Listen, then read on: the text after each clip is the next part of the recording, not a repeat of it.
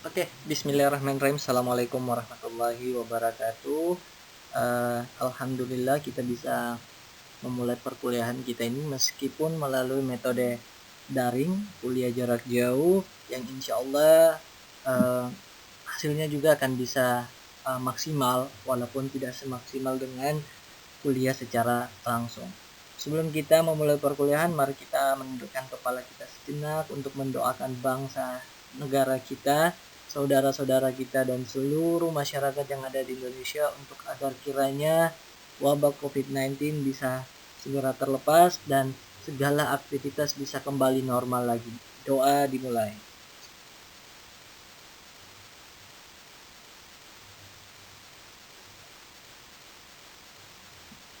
Amin.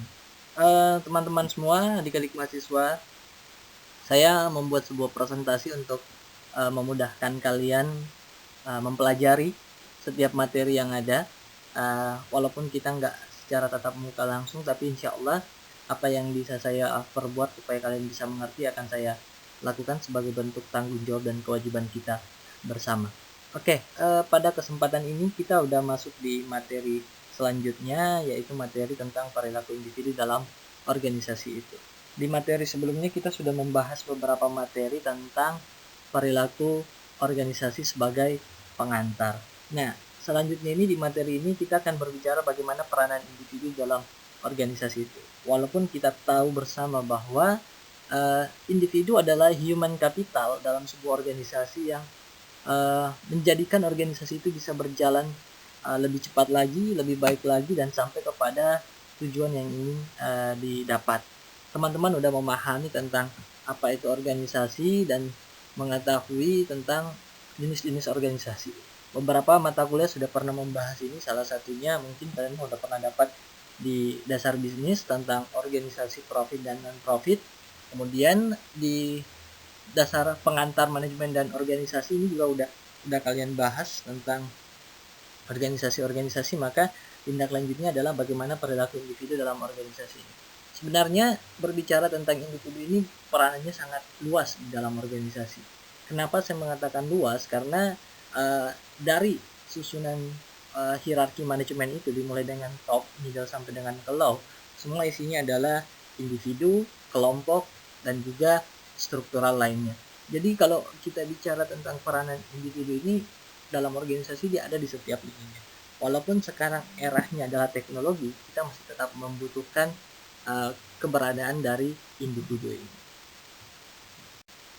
Nah, selanjutnya di slide selanjutnya kalian lihat bahwa kalau tadi kita udah berbicara tentang pengantarnya, di slide ini kita berbicara tentang bagaimana sebenarnya perilaku individu itu.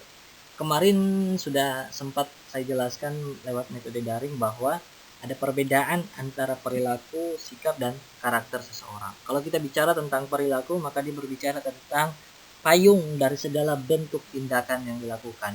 Sementara kalau kita bicara tentang sikap atau respon, sikap itu adalah bagaimana kita melihat perilaku yang ada kemudian kita menyikapi itu. Respon kita terhadap segala sesuatu yang terjadi itu adalah sikap kita. Kemudian ada yang dinamakan dengan karakter personality atau kepribadian seseorang. Nah, kepribadian seseorang ini lebih bersifat kepada yang ingin saya katakan minggu lalu, bahwa dia seperti sebuah otak pengambil keputusan sebelum kita melakukan tindakan. Jadi dia yang memfilter dulu, kepribadian itu yang memfilter dulu, sehingga kita bicara tentang halnya kalau kita bicara tentang kepribadian, dia lebih banyak menggambarkan metode pribadinya seperti apa dalam berperilaku.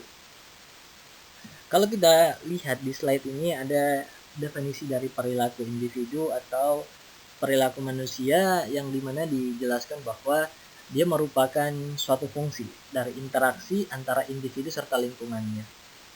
Semua perilaku individu agaknya dibentuk oleh kepribadian dan pengalaman. Jadi kalau dilihat dari definisi ini, bahwa perilaku manusia adalah fungsi dari interaksi kita baik antara individu maupun dengan lingkungannya kita, sehingga interaksi-interaksi inilah yang membentuk pengalaman kita dan juga kepribadian kita.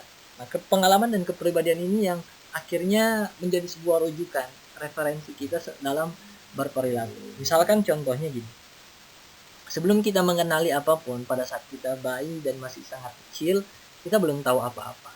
Tapi bagaimana perilaku orang tua kepada kita dalam memberikan kasih sayangnya, itu tergambar jelas sebagai bentuk pengalamannya kita. Kemudian begitu kita imani hal tersebut, dalam artian kita paham itu dan kita setuju dengan hal itu, maka kadang itu yang menjadi pemahaman yang tersimpan dan akhirnya menjadi kepribadian kita. Sehingga kalau kita bicara tentang perilaku, benar apa yang disampaikan bahwa kadang pengalaman dan kepribadian itu yang membentuk perilaku seseorang. Nah, di dalam perilaku organisasi ini yang perlu kalian lihat bahwa kita nggak hanya berinteraksi dengan manusia saja, sesama individu saja. Kita nggak berinteraksi sesama rekan kerja saja. Tetapi kalau kita udah masuk di dunia kerja, teman-teman mahasiswa akan melihat bahwa interaksi kita itu luar biasa banget. Kalau di mata kuliah human resource kalian, sumber daya manusia kalian sudah tuntas, maka kalian akan mendapatkan bagaimana hubungan yang dikelola oleh manajemen itu. Apa saja? Kita bicara dengan fungsi manajemennya dulu. Dalam fungsi manajemennya ada planning, organizing, updating sampai dengan ke tahap controlling. Ketika kita bicara tentang fungsi manajemen itu, sebenarnya tanda tanyanya adalah fungsi ini dibuat untuk apa? Maka ketika kita menjawab pertanyaan itu, fungsi itu dibuat untuk mengelola. Apa yang harus dikelola? Yang dikelola ada teori 6M plus 1I. 6M itu apa? Man, money, method, market, material, mesin, tambah satunya informasi. Nah, itu yang dikelola. Ketika kita mengelola itu semua, maka terjadilah sebuah interaksi di situ. Interaksi kita, misalkan dalam mengelola manusia, berarti kita berinteraksi dengan manusianya. Dalam mengelola money, kita berinteraksi dengan finansial. Dalam mengelola mesin, kita berinteraksi dengan teknologinya. Dalam mengelola market, kita berinteraksi dengan metode marketingnya. Dalam berinteraksi dengan metode, kita berinteraksi dengan metode yang kita gunakan. Sampai ke tahap yang terakhir adalah informasi. Sehingga perlu digarisbawahi di situ bahwa lingkungan yang dimaksud adalah lingkungan organisasi yang begitu universal, yang begitu luas. Teman-teman harus memahami itu bahwa perilaku manusia tidak hanya berinteraksi antara manusia dengan manusia itu sendiri. Tapi perilaku manusia itu berinteraksi dengan lingkungannya juga. Dan bahkan kalau kita bicara tentang lingkungan itu ada yang tangible dan ada yang intangible. Apa itu tangible dan intangible? Ada yang terlihat secara fisik dan ada yang tidak terlihat secara fisik. Apa saja? Kalau di lingkungan kita ini macam-macam, lingkungan kerja itu macam-macam sih, bukan hanya sekedar yang terlihat saja. Yang terlihat misalkan ada kursinya gimana modelnya, kemudian ruangannya, tata ruangannya gimana, AC-nya ditaruh di mana, tetapi ada yang tidak terlihat juga dan begitu penting peranannya. Apa misalnya udara nggak kelihatan tapi begitu penting. Bagaimana sebuah ruangan itu kalau sirkulasi udaranya baik, pendingin ruangannya baik, maka itu untuk menyenangkan banget untuk kita bekerja misalnya. Kemudian apalagi wangi, bau, itu semua nggak kelihatan, tetapi kalau kita bicara tentang peranannya sangat berperan. Maka kita sebagai individu tidak hanya berinteraksi dengan yang terlihat saja, tapi kita berinteraksi dengan yang tidak terlihat. Udara, kita nggak secara sadar menghirup udara dalam artian per detiknya ya terjadi secara manual saja, otomatis saja. Kemudian kalau kita bicara tentang interaksi itu, ya kita berinteraksi dengan semua bentuk yang ada di lingkungan kita, mau itu yang terlihat ataupun yang tidak terlihat, mau itu tangible maupun intangible physically. Jadi perlu digarisbawahi dari definisi tersebut bahwa pengertian perilaku individu adalah segala bentuk perilaku yang berfungsi untuk kita berinteraksi dengan individu ataupun dengan lingkungannya. Bahkan dikatakan bahwa semua perilaku individu sepertinya dibentuk oleh kepribadian dan pengalamannya kita. Kita bertindak dibentuk, dipengaruhi secara sadar atau tidak dipengaruhi oleh pengalaman ataupun kepribadiannya kita. Banyak aspek contoh. Nanti ditanyakan kalau ada yang kurang jelas. Nah, perilaku individu dalam organisasi, kalau kita bicara dalam organisasinya dapat digambarkan menjadi dua aspek. Yang pertama karakteristik individunya, kemudian yang kedua adalah karakteristik organisasinya. sehingga akan membentuk perilaku individu di dalam organisasi itu. Apa itu karakteristik individunya? Di dalam karakteristik individu adalah kemampuan pribadinya kita dalam berorganisasi, dalam bekerja, dalam dunia kerja. Karakteristik individunya kita itu ibarat sebuah modal yang bisa kita gunakan untuk masuk dalam sebuah organisasi dunia kerja misalkan.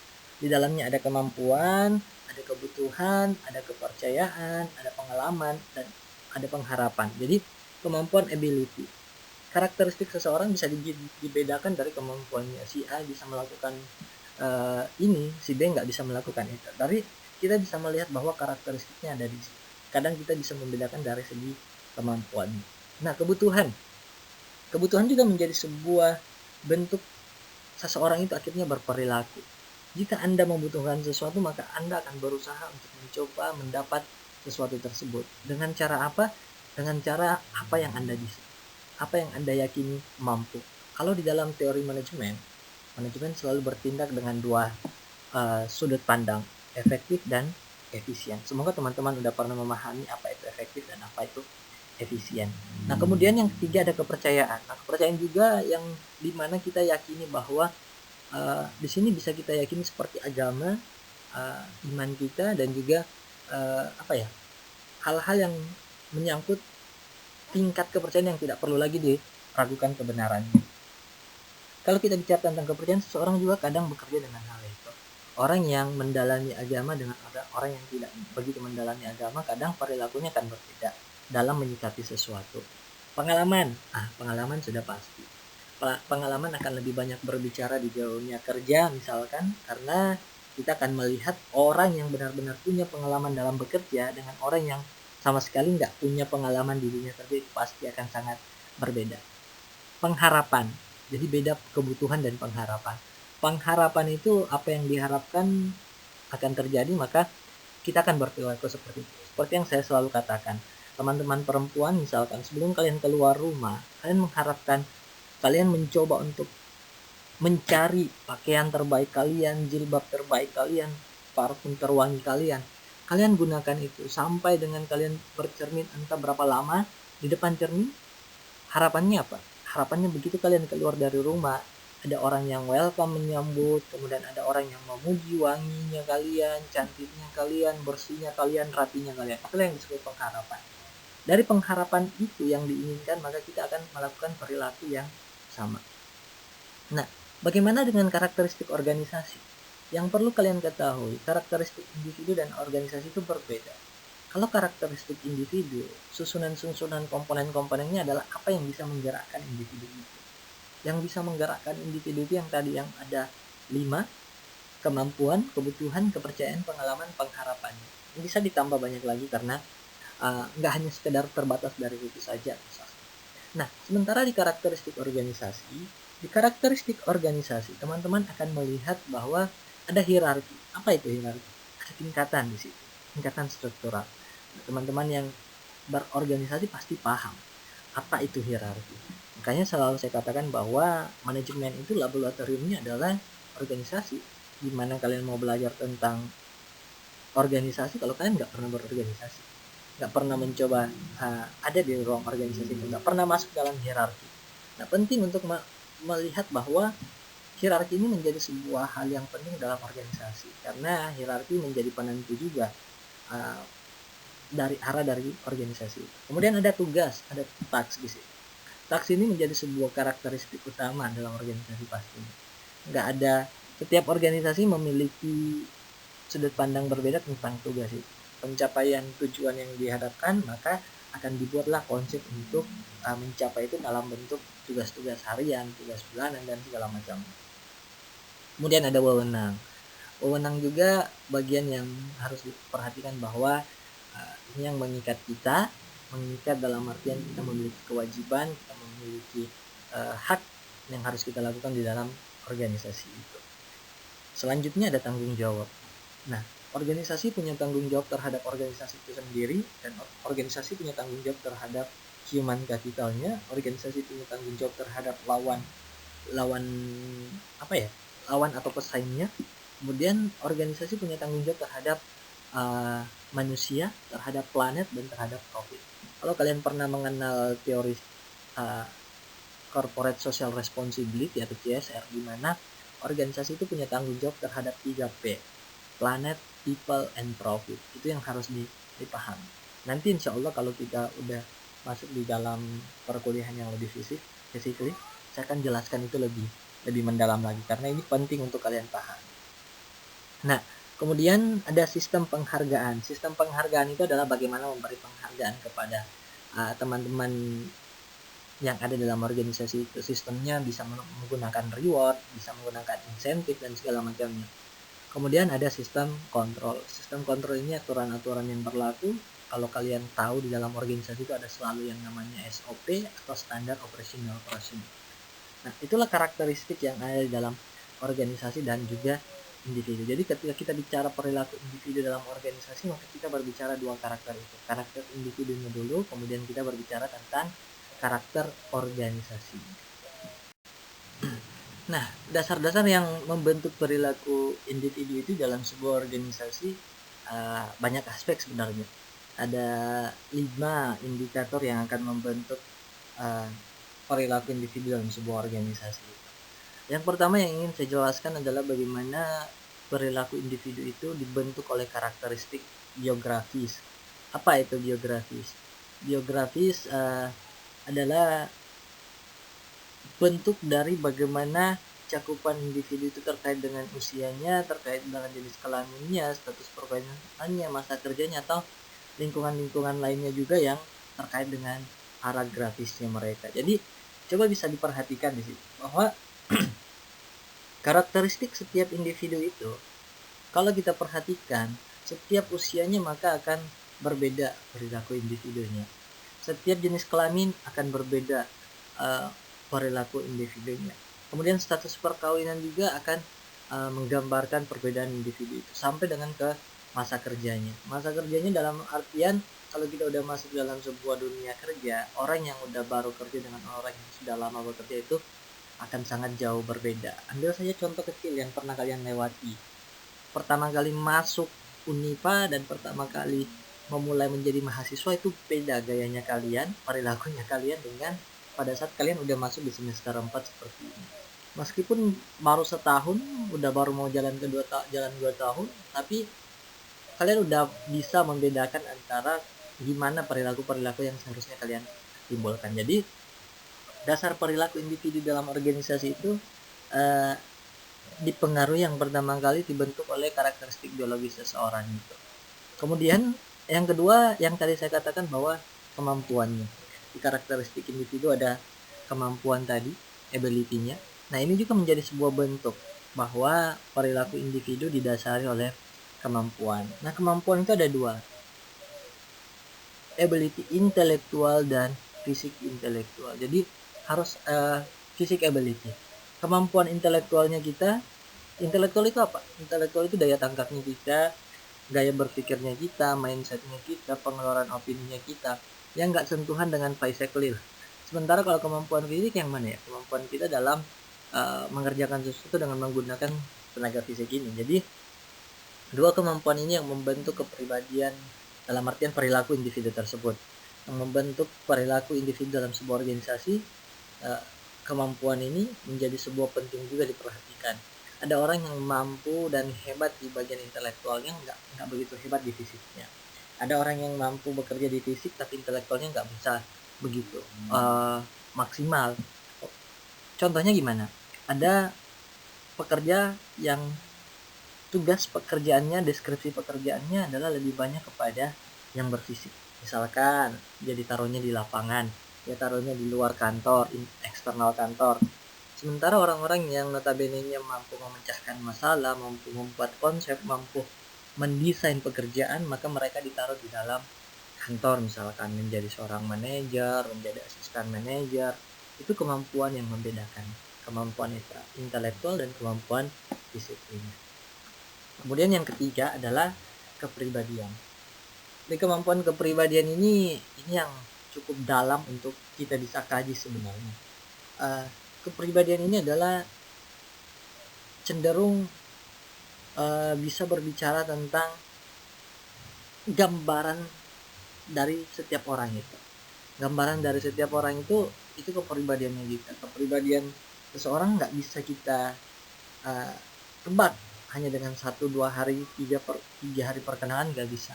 Kepribadian seseorang itu bisa berubah-ubah, bisa bahkan konstan, tetap, dan bisa bahkan kita nggak sadari yang mana kepribadian sebenarnya. Nah, di kepribadian ini yang menarik karena perbedaan orang dalam berperilaku secara umum, sifatnya itu semua ada di dalam kepribadian kita. Apa ya? Contohnya seperti yang tadi yang bisa kita ambil gambaran problem sudut pandang yang kemarin misalkan. Kalau kepribadiannya seseorang empatinya sudah hilang misalkan di dalam sebuah problem masalah, maka yang muncul dari empati yang hilang itu adalah ego yang tinggi. Orang yang memiliki ego yang tinggi akan cenderung memikirkan dirinya sendiri saja. Dia akan cenderung memikirkan dirinya, bagaimana dia aman, bagaimana dia selamat. Maka kepribadiannya seperti itu ketika empatinya udah hilang. Tapi ketika kita bicara tentang kepribadian orang yang empatinya masih ada, maka dia akan melihat sebuah masalah itu walaupun bukan yang dia timpa masalah, dia akan melihat secara umum, secara luas, pandangan sudut pandang yang lebih luas, sehingga tidak menimbulkan satu kesimpulan tentang menyelamatkan diri masing-masing. Enggak, dia mencoba untuk melihat bahwa problem ini dirasakan oleh semua orang, maka sewajarnya dan seharusnya saya lakukan tindakan yang demikian, yang enggak menimbulkan tindakan yang bersifat ego. Nah, itu kepribadian-kepribadian yang bisa kita lihat. Dasar-dasar perilaku individu ini harus dipahami oleh teman-teman, karena begitu kita masuk di dalam sebuah dunia kerja, kita akan bertemu dengan banyak individu, beragam banget individu. Jangankan di dunia kerja, kalian di dalam kampus pun akan ketemu banyak karakter individu. Ada orang yang diam, tetapi begitu dia ngomong, ternyata apa yang dia omongkan begitu bagus, begitu benar, begitu bijaksana.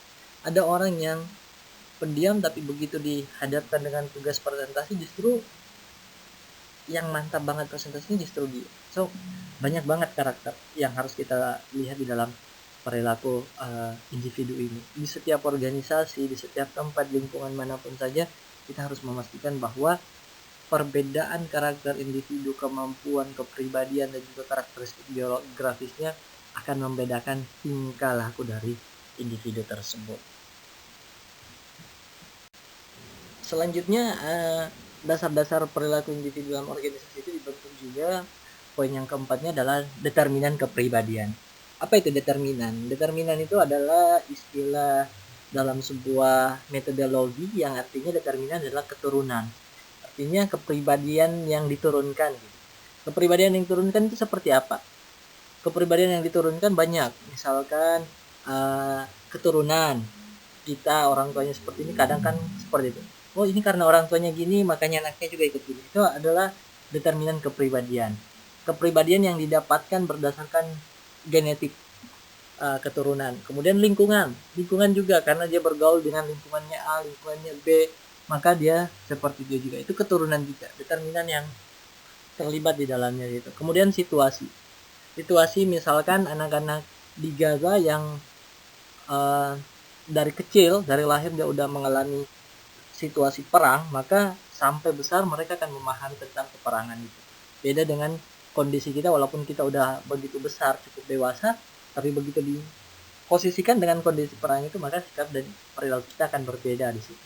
Jadi harus dipahami juga ada determinan kepribadian. Kalau tadi yang poin ketiga ada kepribadian, ada determinan kepribadian. Sampai nanti ketika kalian berumah tangga, akan punya anak, kalian akan melakukan determinan kepribadian. Kalian akan menurunkan kepribadian kalian kepada generasi kalian. Maka disebutlah kepribadian genetik.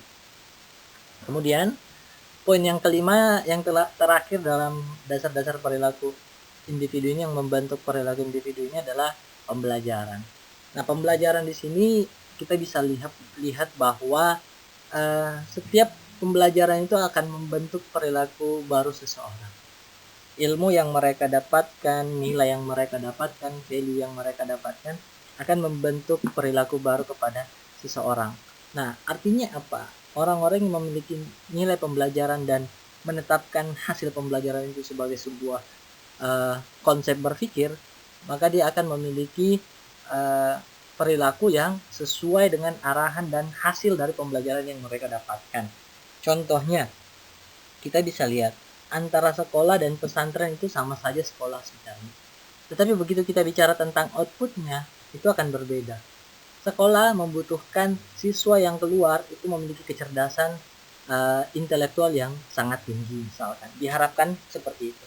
Sementara pesantren, dia juga sekolah. Tetapi begitu dia mengeluarkan lulusan, siswanya diharapkan memiliki kemampuan religius yang lebih tinggi dibanding dengan kemampuan intelektualnya. Atau kalau perlu, itu seimbang, intelektual dan religiusnya sama.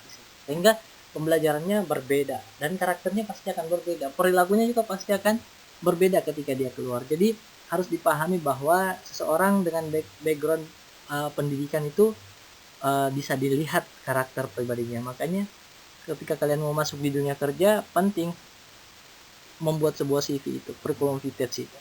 Karena kita ingin melihat di dalam vitae itu kalian kuliahnya di mana, sekolahnya di mana, SMP SMA-nya di mana gitu. Harus dipahami itu semua. Penting juga dilihat alamatnya. Kenapa alamatnya? Karena yang tadi saya katakan, determinan kepribadian itu kita akan melihat lingkungannya. Oh, orang ini dibesarkan di lingkungan yang seperti ini. Nah, jadi secara keseluruhan perilaku individu itu dibentuk oleh 5 dasar yang tadi. Bagaimana karakteristik biografisnya, kemampuannya, kemudian kepribadian, determinan kepribadian, sampai dengan di tahap pembelajarannya. 5 poin itu menjadi sebuah aspek penting yang harus kita kaji juga, yang harus kita pahami. Dalam artian kita harus tahu bahwa seseorang itu melakukan suatu perilaku karena disebabkan dari 5 dasar itu. Salah satunya apakah pembelajaran, apakah dia berbicara tentang kepribadiannya sendiri atau determinan kepribadian sampai dengan kemampuannya sendiri. Jadi harus dipahami di situ bahwa orang berperilaku disebabkan oleh 5 dasar itu. Nah, selanjutnya ketika kita bicara tentang perilaku itu, ada yang mendorong perilaku individu itu juga. Yang pertama tentu persepsi itu. Jadi ketika kita bicara tentang dasar yang tadi itu adalah sesuatu yang membentuk secara basic. Tetapi kalau kita bicara tentang hal-hal yang nggak begitu terlihat, maka kadangkala dari semua dasar perilaku itu kadang diterapkan menjadi sebuah persepsi umum. Persepsi umum ini adalah bagaimana mereka merangkum semua dasar yang ada di dalam dirinya, mulai dari karakteristik biografisnya, kemampuannya, kepribadiannya, determinan kepribadiannya, sampai dengan pembelajarannya menjadi sebuah persepsi, menjadi sebuah satu sudut pandang. Nah, di sini kalau kalian bisa lihat definisinya bahwa suatu proses yang ditempuh individu untuk mengorganisasikan dan menafsirkan kesan-kesan indera mereka agar memberikan makna bagi lingkungan mereka. Jadi kalau kita bicara tentang persepsi ini bagaimana individu menempuh dan mengorganisasikan kelima dasar itu tadi. Mengorganisasikan karakteristiknya, mengorganisasikan kemampuannya, sampai dengan mereka pahami kelima dasar itu menjadi sebuah persepsi yang sangat besar. Kenapa persepsi itu penting? Nah, ini yang harus juga dilihat dengan saksama, bahwa kadangkala persepsi atau sudut pandang seseorang terhadap sesuatu itu yang menyebabkan seseorang itu akhirnya bertindak. Persepsinya bisa lahir dari karena ilmunya, persepsinya bisa lahir karena kepribadiannya, persepsinya bisa lahir karena karakteristiknya. Sehingga persepsi ini juga menjadi sebuah sudut pandang yang sangat penting untuk kita pahami di perilaku individu ini di dalam sebuah organisasi. Persepsi kalau kita bicara tentang peranannya ini sangat besar. Persepsi inilah yang membentuk banyak asumsi, opini di dalam diri kita terhadap suatu hal. Misalkan di dalam organisasi tujuan telah diterapkan, tapi menurut pembelajaran kita itu nggak sesuai misalkan, sehingga kan timbul sebuah persepsi yang kontra dengan tujuan yang sudah ditetapkan, berlawanan dengan tujuan yang sudah ditetapkan. Kalau sudah timbul persepsi yang seperti itu, maka kita mencoba untuk menyampaikan opini kita. Kita akan mencoba memperlihatkan pendapat kita. Nah, pendapat dan masukan-masukan yang kita keluarkan ini itu dibentuk dari persepsi kita dengan asumsi dasar 5 tadi. Jadi persepsi adalah pengorganisasian dari 5 dasar yang tadi kita sedang bahas di slide sebelumnya. Melihat pentingnya persepsi itu di dalam peranan individu dalam sebuah organisasi, maka kita harus melihat juga kira-kira apa yang membentuk persepsi seseorang itu sehingga terjadi persepsi yang dia gambarkan dalam bentuk opini, tindakan, perilaku, dan juga hal-hal yang lainnya. Kalau dilihat secara sistematis bahwa persepsi seseorang itu dibangun dari 3 faktor atau 3 keadaan. Yang pertama, faktor dalam situasi. Faktor dalam situasi ini adalah orang yang menerima persepsi dan orang yang membangun persepsi. Artinya ada 2 tipikal di sini. Orang yang membangun persepsi adalah orang yang mencoba menciptakan persepsi kepada orang lain. Sementara orang yang menerima persepsi adalah orang yang menerima persepsi dari keadaan atau situasi yang sedang terjadi.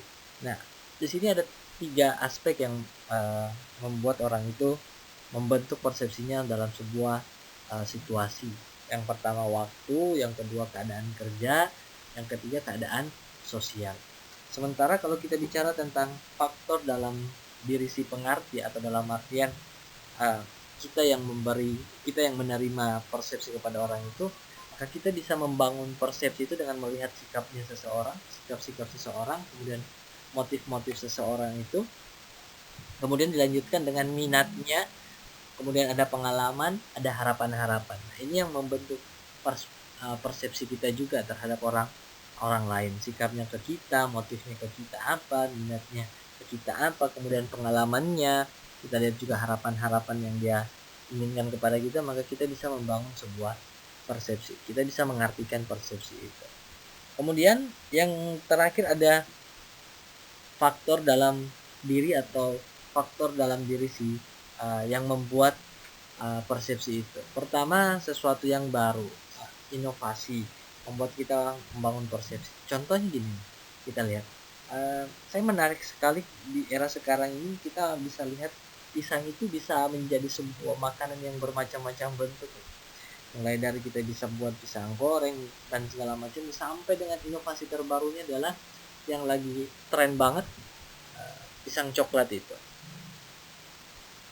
Inovasi yang dibangun itu yang akan akhirnya membentuk kita persepsi bahwa kita bisa menciptakan makanan dari pisang dengan berbagai varian rasa yang bisa digabungkan, dari keju, dari coklat, dicampur lagi green tea dan segala macamnya.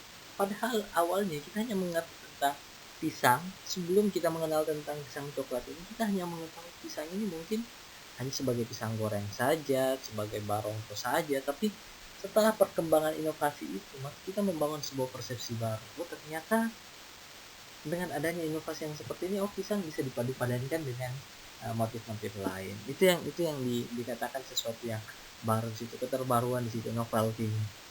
Kemudian ada gerakan yang kita perlihatkan akan membangun sebuah persepsi. Suara pun bisa membangun persepsi kita. Coba deh ingat-ingat, kira-kira suara apa yang bisa membangun persepsi kita? Kalau kita lagi sendiri kemudian tiba-tiba mendengar suara, kita akan membangun persepsi. Tempat ini mungkin berhantu, tempat ini mungkin akan seram. Itu yang akan terbangun di situ. Kemudian ukuran juga sama persepsi. Kalau kita melihat rumah yang besar, persepsi kita pasti yang tinggal di dalam adalah orang kaya. Pasti ini orangnya gini, orangnya gitu, pasti. Itu persepsi yang dilihat dari ukuran saja. Kemudian latar belakang misalkan. Kalau kita melihat teman-teman atau kenalan kita yang latar belakangnya keluarganya semua dokter misalkan, anak dokter, persepsi kita, anak ini pasti sehat, anak ini makanannya pasti terjaga, itu yang terbangun persepsinya kita. Kemudian kedekatan juga membangun sebuah persepsi. Kemudian kemiripan itu juga membangun sebuah persepsi pada orang lain. Jadi penting untuk dilihat bahwa faktor yang mempengaruhi persepsi ini ada tiga sudut pandang, dalam keadaan situasi, kemudian dalam diri si pengerti, dan dalam keadaan diri si target yang ingin kita bangun persepsinya, seperti itu. Coba kita lihat pada gambar di slide ini. Ini membangun persepsi yang akan berbeda-beda tentunya pasti. Ketika kita bertanya, gambar yang ada di benak kalian, di persepsi kalian apa kira-kira? Maka masing-masing kita akan berbicara dari sudut pandang pengalamannya. Mungkin cowok yang melihat gambar ini akan mengatakan, oh ini pion atau bagian dari permainan catur. Jika hanya melihat satu sudut saja, warna putih saja misalkan. Tapi untuk orang yang punya nilai seni yang lainnya lagi, misalkan yang domain warna yang dia lihat adalah hitam, maka dia mengambil sudut pandang, oh ada dua orang yang sedang bertatapan. Jadi persepsi-persepsi itu dibangun berdasarkan pengalamannya kita, berdasarkan indranya kita, bagaimana kita mengelola itu semua. Kalau kita mau berdebat ini gambar apa, maka nggak akan selesai, karena persepsi itu dibangun oleh yang tadi, dibangun oleh bagaimana dasar-dasar persepsi itu ada muncul di dalam diri kita. Pembelajarannya kita ada di situ, pengalamannya kita di situ ada. Jadi penting untuk teman-teman melihat bahwa persepsi, jika di dalam situasi yang tertentu orang akan membangun persepsi tertentu juga, dalam tujuan yang lain orang akan membangun persepsi. Jadi perlu diperhatikan, sebuah gambar yang satu desain seperti ini saja kita akan menimbulkan banyak persepsi. Nah, selanjutnya ini mungkin slide terakhir untuk materi pada kesempatan ini. Nanti kita akan diskusi buka tanya jawab kalau teman-teman mau menanyakan sesuatu yang teman-teman ada yang kurang dimengerti. Jadi proses terjadinya persepsi itu berlangsung begitu terstruktur, dimulai dengan rangsangan atau stimulus yang bisa kita dapat. Rangsangan atau stimulus bisa kita dapat dalam bentuk apa? Seperti tadi, melihat gambar, stimulus kita akan bekerja langsung mengelolanya. Kemudian dari stimulus itu akan mengembangkan melalui apa? Melalui penginderaan kita, melihat, mendengar, mencium, meraba, mengecap. Melihat sesuatu, maka stimulus kita akan berlangsung berpikir, ini apa ya kira-kira? Akan menimbulkan persepsi. Mendengar sesuatu kita akan berpikir, ini apa ya suaranya? Kemudian akan terjadi pengelolaan informasi di dalam pikiran kita sehingga akan menjadi sebuah pengamatan, akan menjadi sebuah pikiran, akan menjadi sebuah pandangan, dan akan menjadi sebuah konsep. Makanya ketika kita bicara tentang persepsi, teritorial seseorang di kepala mereka hanya mereka yang tahu apa isi kepalanya, karena mereka yang mengelola itu semua. Setelah mereka mengelola, mereka bisa mengamatinya, bisa memikirkannya, bisa memberi pandangannya, bahkan bisa menjadi sebuah konsep. Dari itu, apakah udah selesai? Enggak, dia harus mengumpan balik lagi. Mengumpan balik lagi dalam artian apa? Dia akan mengeluarkan persepsinya.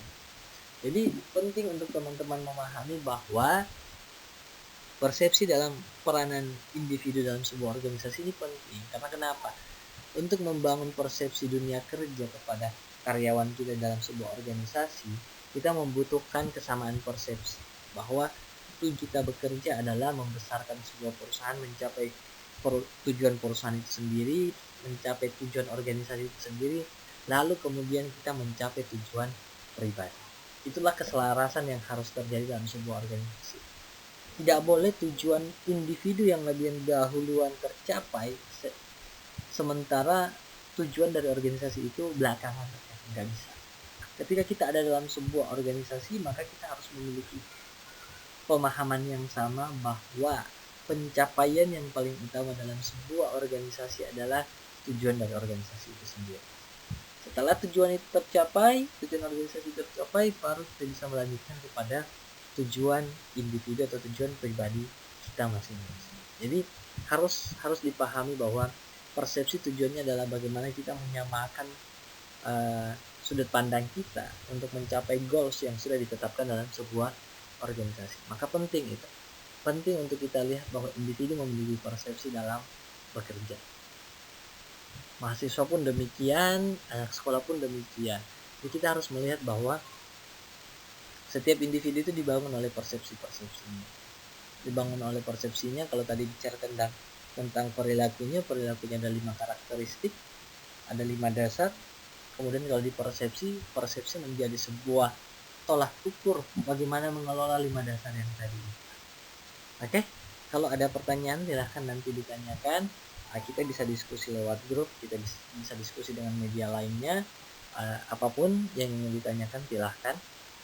Teman-teman semua, adik-adik mahasiswa, materi ini saya buat sebagai bentuk wujud harapan saya agar teman-teman masih bisa belajar di tengah keadaan yang saat ini mungkin kurang efektif untuk mendapatkan ilmu, tapi percaya sama saya bahwa kita akan lewati ini, bangsa kita akan normal kembali, keadaan akan normal kembali, perkuliahan akan normal kembali, dan kita bisa tatap muka lagi untuk membahas materi-materi yang mungkin saja belum sempat kita bahas, atau mungkin saja ada materi yang ingin kita coba bahas ulang lagi.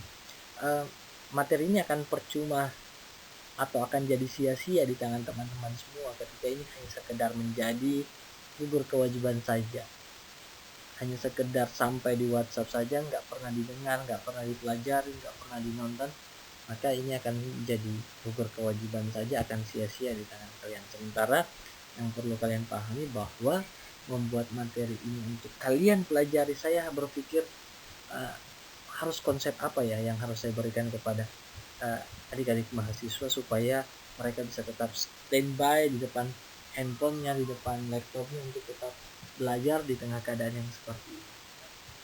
Oke, sekian. Terima kasih. Assalamualaikum warahmatullahi wabarakatuh.